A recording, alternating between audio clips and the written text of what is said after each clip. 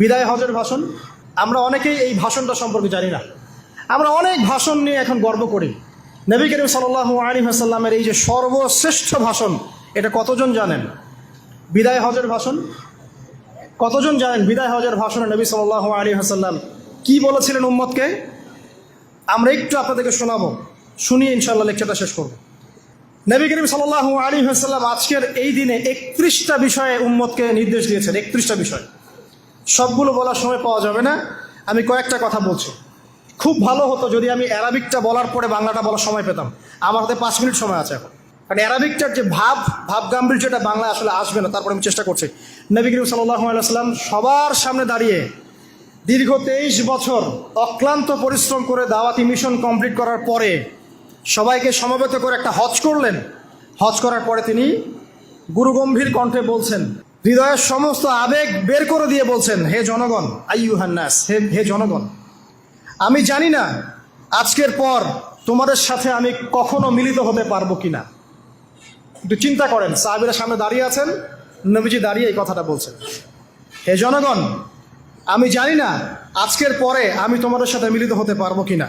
অতএব যে ব্যক্তি আজকে আমার এই কথাগুলোকে স্মরণ রাখবে, সে যেন অন্যের কাছে এই কথাগুলো পৌঁছে দেয়। হতে পারে যার কাছে পৌঁছে দেওয়া হচ্ছে সেই এই কথাগুলোকে বেশি সংরক্ষণ করতে পারবে। আল্লাহ পাক তার প্রতি রহম করুন যে আমার এই কথাগুলোকে অন্যের কাছে পৌঁছে দিবে। নবীজির ভাষণ। এরপর নবীজি বলছেন, জেনে রাখো নিশ্চয়ই তোমাদের পরস্পরের, মুসলিমদের পরস্পরের সম্পদ, পরস্পরের রক্ত, পরস্পরের এই যে জান মাল ইজ্জত, এগুলো একে অপরের জন্য হারাম। মুসলিমদের পরস্পরের রক্ত, পরস্পরের ইজ্জত সম্মান একে অপরের জন্য হারাম। এর হানি করা একে অপরের জন্য হারাম।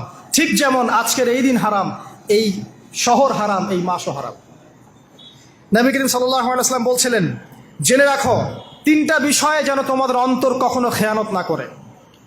3টা বিষয়ে তোমাদের অন্তর যেন কখনো খেয়ানত না করে।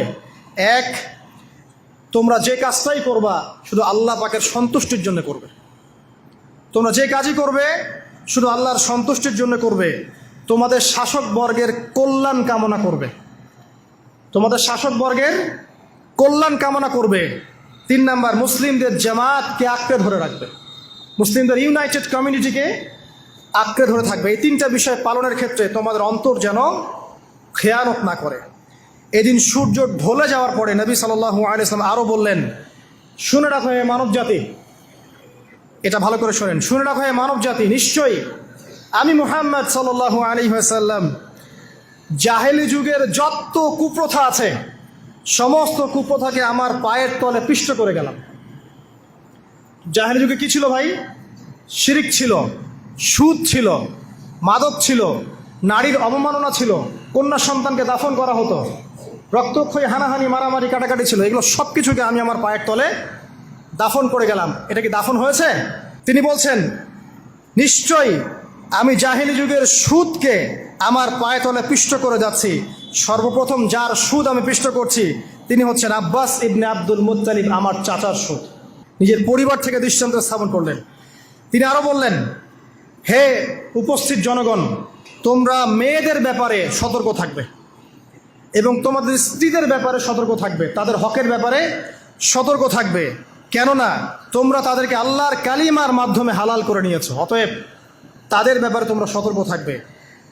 তোমাদের উপর তাদের হক হচ্ছে তোমরা যা খাবে, যা পরবে, তাদেরকেও তাই খাওয়াবে, তাই পরাবে। আর তাদের উপর তোমাদের হক হচ্ছে যে তারা তোমাদের বিছানায় এমন কাউকে আসতে দিবে না যাদেরকে তোমরা অপছন্দ করো। নবী করিম সাল্লাল্লাহু আলাইহি ওয়াসাল্লাম আরও বলছেন, এই দিন, আইয়ুহান নাস, হে মানব জাতি, তারাকতু ফিকুম আমরাইন, জেনে রাখো আমি তোমাদের সামনে মাত্র 2টো বস্তু ছেড়ে গেলাম। কয়টা বস্তু?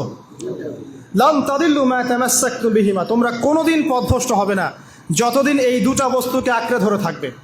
কিতাব আল্লাহ, আল্লাহর কিতাব, ওয়া সুন্নতি নবীহি, এবং তার নবীর সুন্নাহ।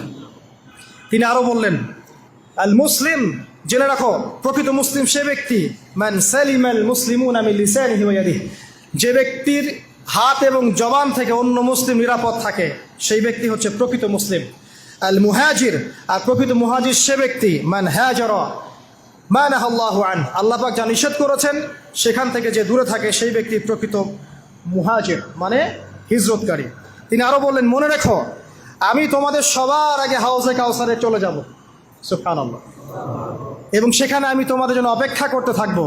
অতএব শোনেন, অতএব তোমরা আমার চেহারাকে কালিমালিপ্ত করো না, মানে আমার চেহারায় কালিমালিপ্ত করো না, আমার নাম নষ্ট করে দিও না। আমি তোমাদের সংখ্যাধিক্য দেখে আল্লাহর কাছে গর্ব করব, আমাকে তোমরা অপমানিত করো না। আজকে কি আমরা তার দায়িত্ব পালন করে উম্মাহ হতে পেরেছি? নবীজি বলেছেন, তা আমার চেহারাকে কালিমালিপ্ত করো না, সুবহানাল্লাহ। তিনি বলছেন, ওই সময় কিছু মানুষ থেকে আমি মুক্ত হয়ে যাব, আর কিছু মানুষ আমার থেকে মুক্ত হয়ে যাবে। বলা হলো, কারা ইয়া রাসূলুল্লাহ? তিনি বলছেন, আল্লাহ পাককে আমি বলবো, ইন্নাহুম মিন্নি, হে আল্লাহ এরা আমার উম্মাহ, এরা আমার উম্মত, আমার সাহাবী।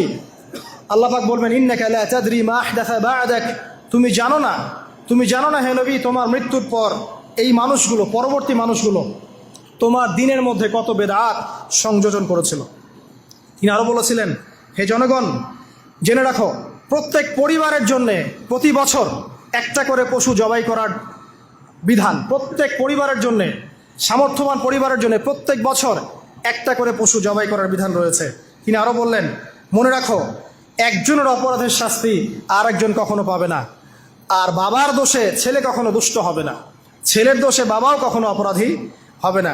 তিনি আরও বললেন, জেনে রাখো হে মানব জাতি, নিশ্চয়ই শয়তান এই বিষয় থেকে নিরাশ হয়ে গেছে যে তোমরা শয়তানের ইবাদত করবে। শয়তান নিরাশ হয়ে গেছে, কিন্তু শয়তান নিরাশ হয়নি একটা বিষয় থেকে, যে তোমরা একে অপরে হানাহানি, কাটাকাটি, ফিতনা, ফাসাদে ব্যস্ত থাকবে, যেমনটা এখন আমরা করছি।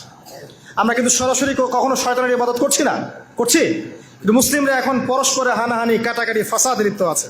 তিনি আরও বললেন যে একজন মুসলিমের জন্য হালাল নয় অন্য মুসলিমের সম্পদ আত্মসাৎ করা, যতক্ষণ না সে স্বেচ্ছায় খুশি মনে তোমাকে সম্পদ প্রদান করে। অতএব তোমরা একে অপরের প্রতি জুলুম করবে না। তিনি আরও বললেন, সাবধান, আমার ইন্তেকালের পরে তোমরা একে অপরের গর্দান উড়িয়ে কাফের হয়ে যেও না। সাবধান, আমার ইন্তেকালের পর তোমরা একে অপরের গর্দান উড়িয়ে কাফের হয়ে যেও না। তিনি আরও বলেছেন, একজন মুসলিম আরেকজন মুসলিমকে গালি দিতে পারে না।